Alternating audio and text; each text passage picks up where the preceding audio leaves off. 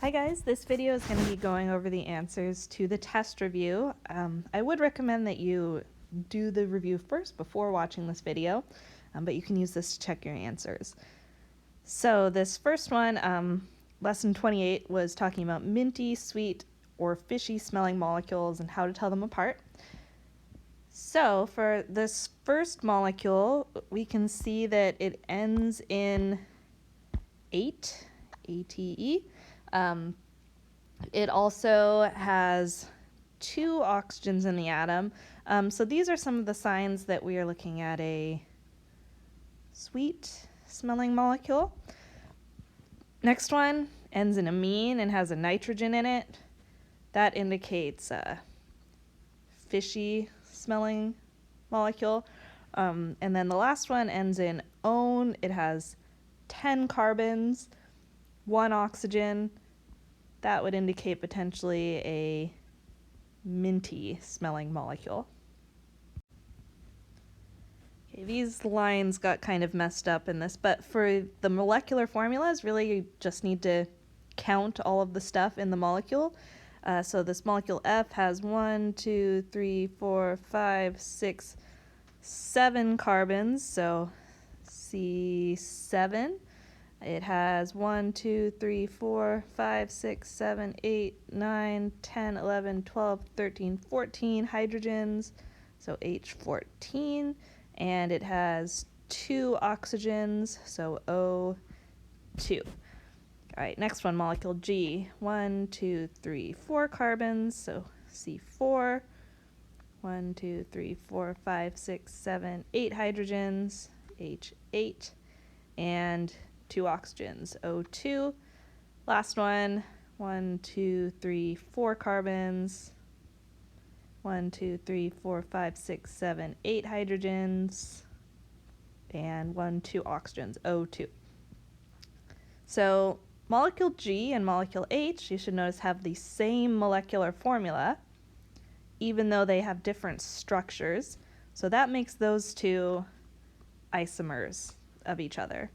Same molecular formula, different structural formula.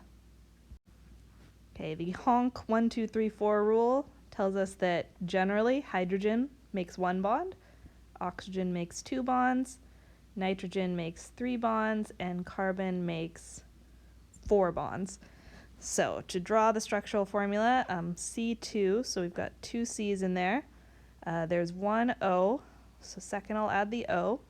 Then I'll add the 6 hydrogens, so 1, 2, 3, 4, 5, 6. Making sure as I'm putting stuff on, every carbon has 4 bonds, every oxygen has 2 bonds, and every hydrogen has 1 bond. So this formula works.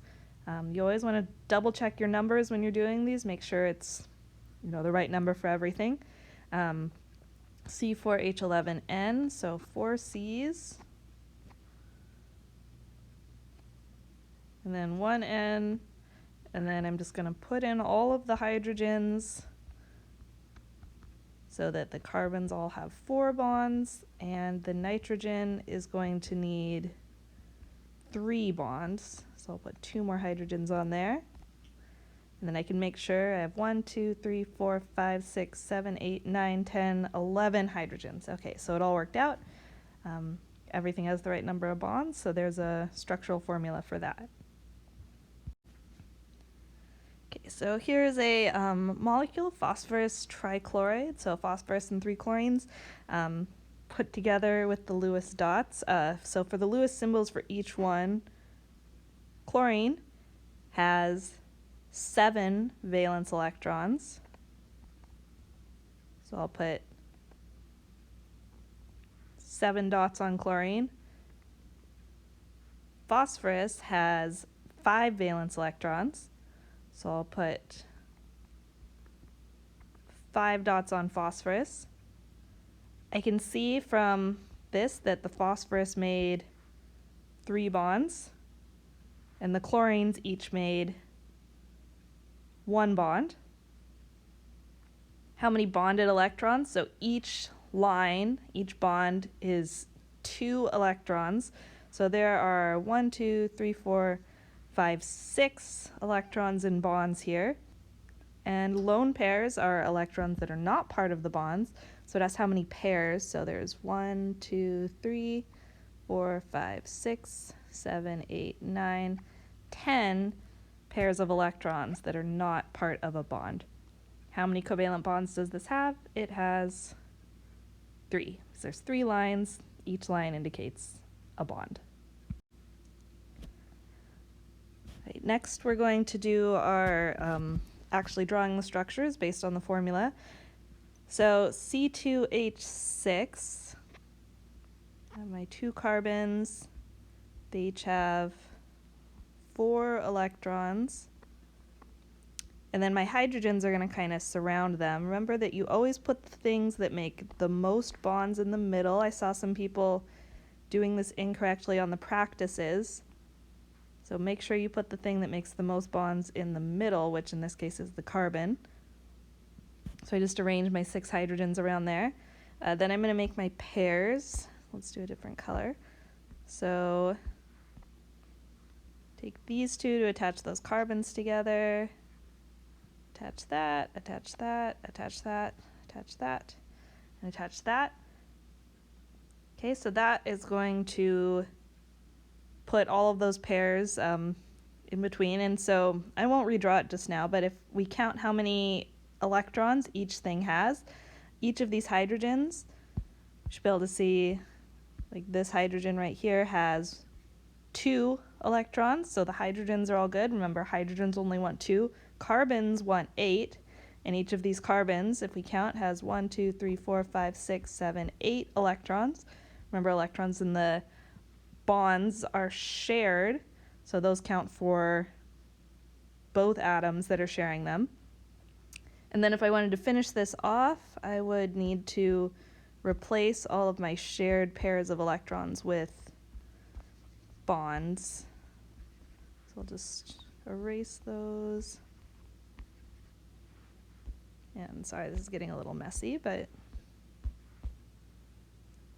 put in my bonds. And so on this molecule, I don't actually have any lone pairs of electrons. All of the electrons are involved in bonds. Okay, next I have NH3, and so N has 5 valence electrons, H's each have 1 valence electron. I know nitrogens can make 3 bonds and hydrogens can only make 1, so I need to make sure my nitrogen is in the middle, and then I will surround it with the hydrogens. Okay, so just to clarify, you don't want to set it up like this. That's not putting nitrogen in the middle. And if we do that, like this hydrogen and this hydrogen would each have 2 bonds, and hydrogens can only have 1 bond, so that structure is not going to work. Just erase that because it's wrong. All right, so back to this structure, let's put the valence electrons on there. So each hydrogen has 1, and nitrogen has 5. So 1, 2, 3, 4, 5. Right, and I'm going to make my pairs. So those 2 can share, those 2 can share, those 2 can share.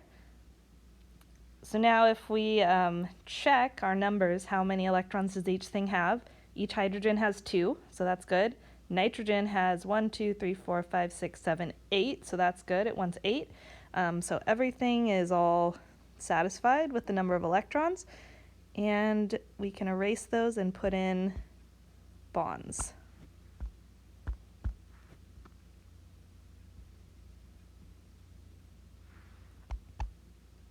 Oh, I did them in blue before. Okay. Bond, bond, bond. Notice there are 2 electrons. There's a lone pair left on nitrogen, and so those need to be drawn in there if it says to draw in the lone pairs. Otherwise, nitrogen wouldn't have 8 electrons, and it needs 8 electrons. Right, over here, I'm going to do this H2S first. So sulfurs have 6 valence electrons. They're in the same group as oxygen. Hydrogens each have 1 still. Since sulfurs can make more bonds than hydrogens, but hydrogens can only make 1, and sulfurs are like oxygens, they can make 2. put the sulfur in the middle and the hydrogens on the outside. We'll add our valence electrons. 1, 2, 3, 4, 5, 6 for sulfur. Make our pairs, pair and pair. And then we can count everything. Hydrogens each have 2, sulfur has 8. Those are the correct numbers. And then we can just replace these with bonds.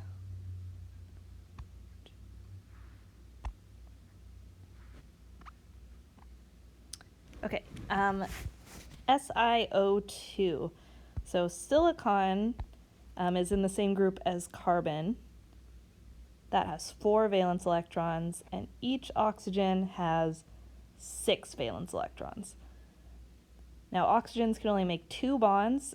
Silicons can make 4 bonds, so I need to put my silicon in the middle and the oxygens around it, and then I'll put in my valence electrons. So 1, 2, 3, 4 there, and 1, 2, 3, 4, 5, 6 for the oxygen.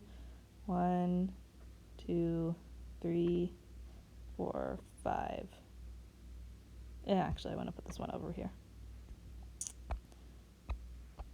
1, 2, 3, 4, 5, 6 for that oxygen. Okay, sorry, these dots are a little messy. Let's make our pairs. So these two and these two can be shared. And now let's count how many valence electrons does everything have. So right now silicon has 1, 2, 3, 4, 5, 6 electrons.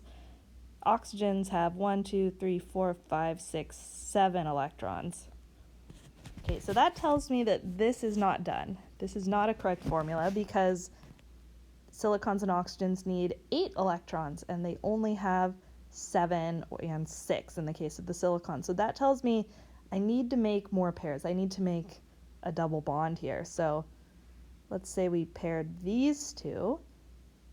When I do that, now when I count, my oxygen has 8 electrons. Okay, good, that oxygen is happy. And silicon is now up to 7 electrons. This oxygen still has 7. Silicon still has 7, so I do need to make one more pair. And now they will all have 8.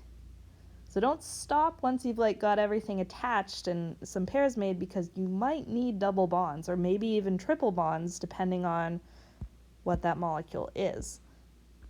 Right, but now that they all have 8, I can make these into bonds.